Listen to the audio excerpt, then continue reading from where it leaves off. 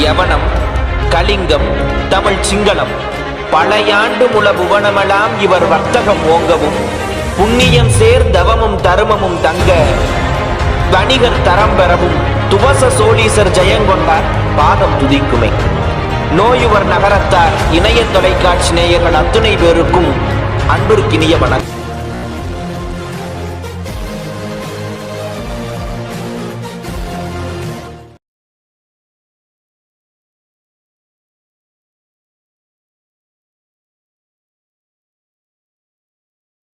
நோயுவர் நகரத்தார் இணையத்தின் வாயிலாக உங்களுடன் பேசுவதில் மிக மகிழ்ச்சி அடைகிறேன்.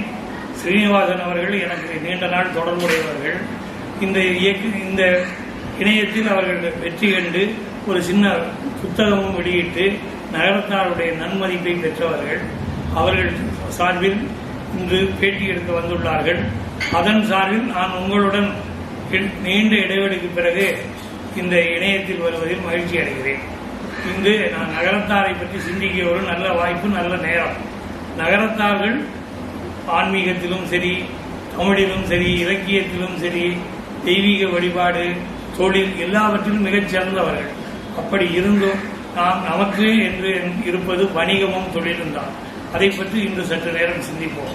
சிந்திப்பதில் ஏதோ ஒரு கருத்து யாருக்காக உபயோகப்பட்டால் மிகவும் மகிழ்ச்சி அடைவேன். இந்த பழைய வரலாறுகளை இந்த இளைஞர்கள் தெரிந்து கொண்டாலும் மகிழ்ச்சி அடைவேன். பழைய வரலாறு ரொம்ப பேருக்கு தெரிவதில்லை. பழைய வரலாறுகளை கேட்டு தெரிந்து கொள்ள நேரமும் இல்லை. காலம் போற வேகத்தில் நேரத்தில் அவரவர வேலைகளை அன்றாட அவரவர் கவனித்து வருகிறார்கள். வெற்றியும் பெற்றிருக்கிறார்கள். இந்த கொரோனா காலத்தில் கூட நகரத்தார்களுக்கு பெரிய பாதிப்பும் இருக்குது. சுகாதாரத்திலும் சரி, தொழிலும் சரி, இந்த பொருளாதார சிக்கலிலும் சரி, எதையுமே நகரத்தார்கள் மிகவும் சிக்கலான விஷயங்களில் தலையிடவும் மாட்டார்கள், மாட்டிக்கொள்ளவும் மாட்டார்கள். இதெல்லாம் நமக்கே உரிய பெருமை. பக்குவமான சமுதாயம், பண்பட்ட சமுதாயம். அதனால் எதிரில் காலடி எடுத்து வைத்தாலும் மிகவும் அற்புதமாக செய்வார்கள். அகலக்கால் வைக்க மாட்டார்கள். நாம் உப்பு வியாபாரம் செய்தவர்கள். அந்த காலத்தில் இப்ப உப்பு வியாபாரம் கல்யாணத்துக்கு கூட நாம் அந்த உப்பு மூட்டையை கொண்டு போவோம்.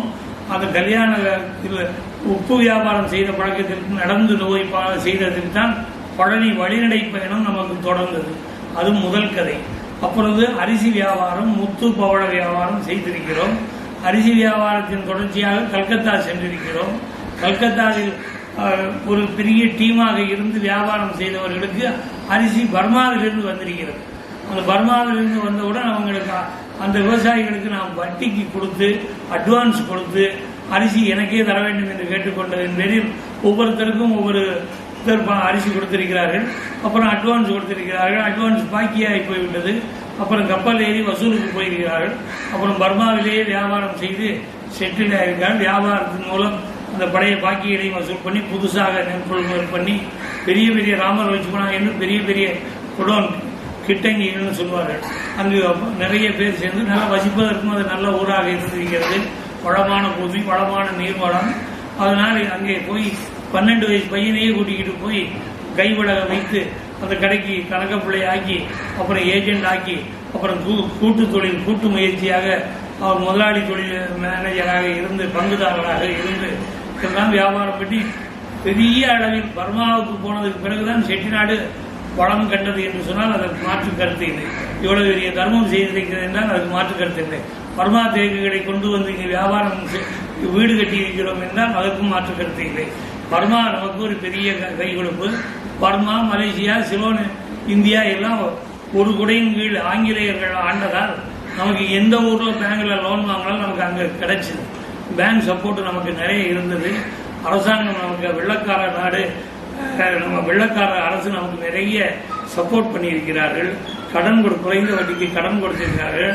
அதனால்தான் பாடுவார் கூட வெள்ளக்காரன் கொடி பறக்கவே இளையத்த குடி சிறக்கவே என்று பாடியிருப்பார். அந்த இளையத்த குடி என்பது நகரத்தாருக்கு முதன்மையான கோயில். 9 கோயிலில் ஒன்று. அது ஒரு அடையாளத்திற்காக அவர் குறிப்பிட்டிருக்கிறார். அந்த இளையத்த குடி கோயில் சிறந்ததால் நகரத்தார் சிறந்தோம். நகரத்தார் சிறந்தால் காடு வெட்டி போட்டு கடியை நிலத்திருத்தி வீடு கட்டி கொண்டிருக்கிறோம். நான் முத காஞ்சிபுரத்திலிருந்து காவிரிப்பட்டினத்திலிருந்தெல்லாம் நாங்கள் வெள்ளம் மழை சுனாமிக்கு பயந்து நாம் வந்து செட்டிநாடுக்கு குடிபுகுந்தது வறண்ட பிரதேசமாக இருந்தாலும் பரவாயில்லை, நமக்கு தண்ணீர் இல்லாமல் பாதுகாப்பாக இருக்க வேண்டும் என்பதற்காக இந்த ஏரியா வந்திருக்கிறார்கள். செட்டிநாடு என்ற ஒரு எல்கையை குறிப்பிட்டிருக்கிறார்கள். அதை மையமாக குன்றக்குடியை வைத்திருக்கிறார்கள். குன்றக்குடி குமரனை தலையாய தெய்வமாக வணங்கி இருக்கிறார்கள். அந்த குன்றக்குடியில் மாதந்தோறும் எத்தனையோ ஊருக்காரர்கள் இன்றும் அடித்து போட்டுக் கொண்டிருக்கிறார்கள். நகரத்தார் கூட அங்கு ஒரு தினந்தோறும் அன்னதானம் நடத்தி கொண்டிருக்கிறது. இதற்கெல்லாம் காரணம் எல்லா ஊரிலும் அதுக்கப்புறம் தான் நம்ம வீடெல்லாம் கட்டியிருக்கோம். அதுக்கு முன்னாடி இந்த வந்த புதுசில் கூரை விட்டு இருந்திருக்காங்க, ஓட்டு வீட்டில் இருந்திருக்கிறார்கள். அதெல்லாம் 400 கால வரலாறு. இப்போ 200 கால வரலாறு தான், 200 ஆண்டு கால வரலாறு தான். இந்த மாதிரி பழகு முகப்பு வச்சு சிவப்பு செவர் வச்சு கட்டியிருக்காங்க. 100-150 வருஷத்துக்குள்ள வெள்ளச்செவர் வச்சு கட்டியிருக்காங்க. எல்லாம் இந்த வெள்ளக்காரனுடைய 200 ஆண்டு கால அரசியல் நமக்கு பெரிய சப்போர்ட்டு. நகரத்தார் இனம் வளர, பொருளாதாரம் வளர மிகவும் உயர்ந்திருக்கிறார்கள். இதைத் தொடர்ந்து வியட்நாம் போயிருக்கிறார்கள், சிங்கப்பூர் போயிருக்கிறார்கள், மலேசியா போயிருக்கிறார்கள். அங்கும் குடுக்கல் வாங்கல் கொஞ்சம் காலம் செய்துவிட்டு ரப்பர் தோட்டம், அந்த மாதிரி காபி தோட்டம் என்று எல்லாம் செய்திருக்கிறார்கள். ஒவ்வொரு ஊரிலும் பெரிய அளவில் செய்திருக்கிறார்கள். அப்புறம் அந்த அரசாங்கங்கள் மாறும்போது, அரசியல் மாறும்போது, வெள்ளக்காரன் இந்த நாட்டை எல்லாம் சுதந்திரமாக கொடுத்துவிட்டு அவன் நாடு சென்ற பின்பும் அரசர் குடும்பத்தார் வெள்ளக்காரனோடு தொடர்பு வைத்திருந்தார்கள். லண்டனில் அவர்களுக்கு தொழில் இருந்தது, எல்லா ஊரிலும் தொழில் இருந்தது. அந்த மெஜிரா கோட்ஸ் பெரிய மில்ல கூட ராஜாவோடு வாங்கி கொண்டார்கள்.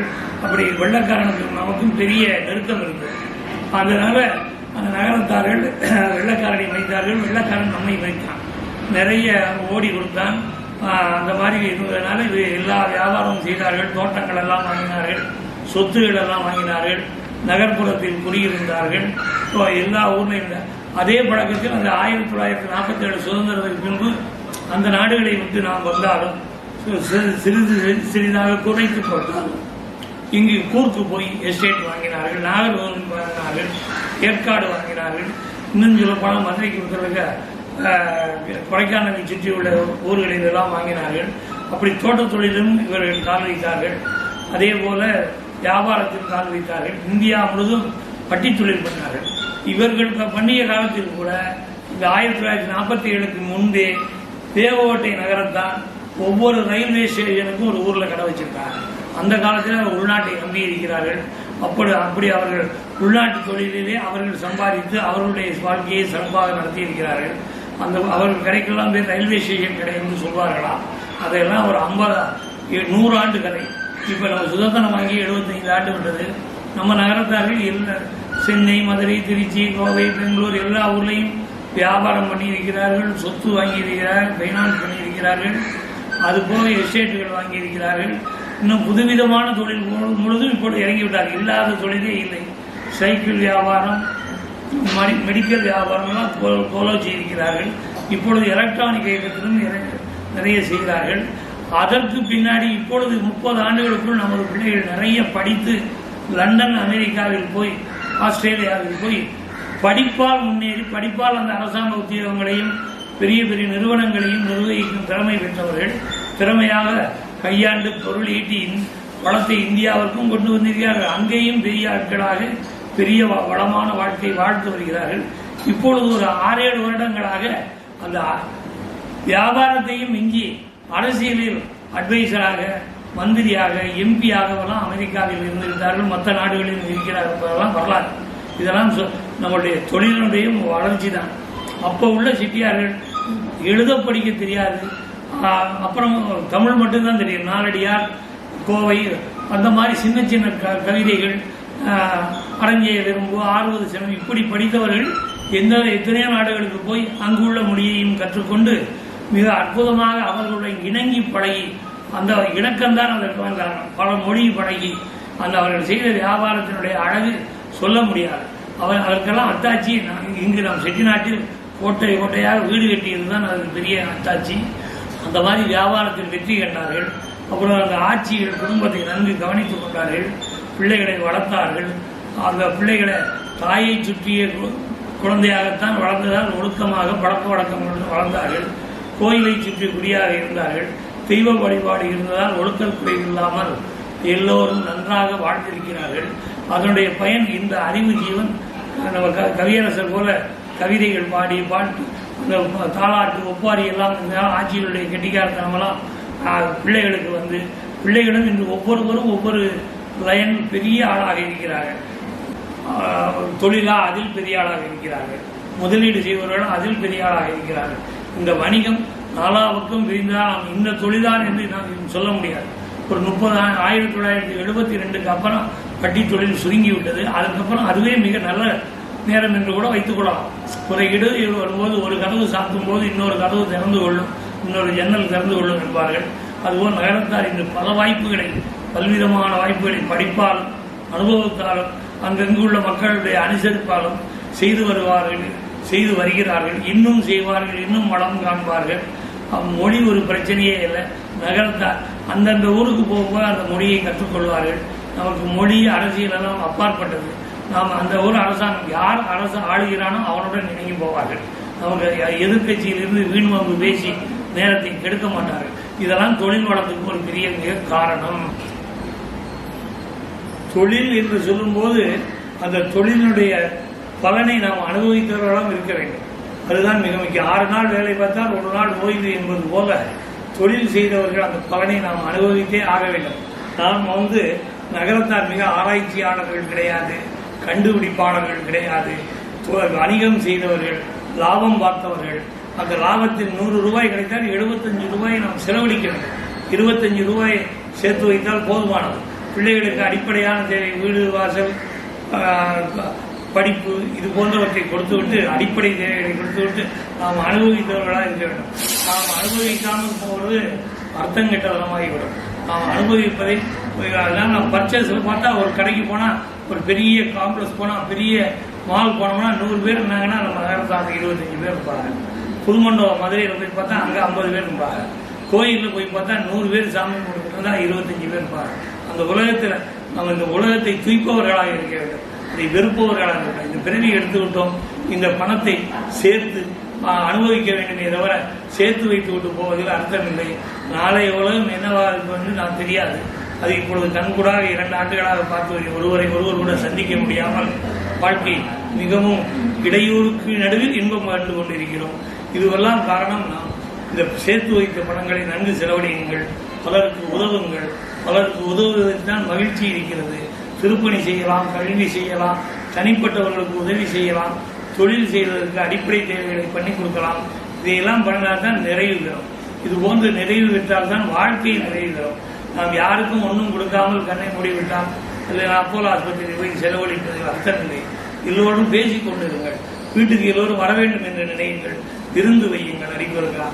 அதுபோல எல்லாம் செய்தால் இந்த தொழிலின் பயன் பூர்த்தியாகும். இல்லது தொழில் செய்தோம் கண்ணை மூடினோம் என்று இருப்பது அது ஒரு பொருத்தமற்ற வாழ்க்கையாகிவிடும். சிறப்பாக வாழும் நகரத்தால் இன்னும் சிறப்பாக வாழ இந்த ஓரிரு நிமிடங்களில் என் மனதிற்கு தட்டுப்பட்டதை சொன்னேன். குறையிருப்பின் பொறுத்தவர்களுக்கு நிறையிருப்பின் வாழ்த்துங்கள். மிக மகிழ்ச்சி. நன்றி.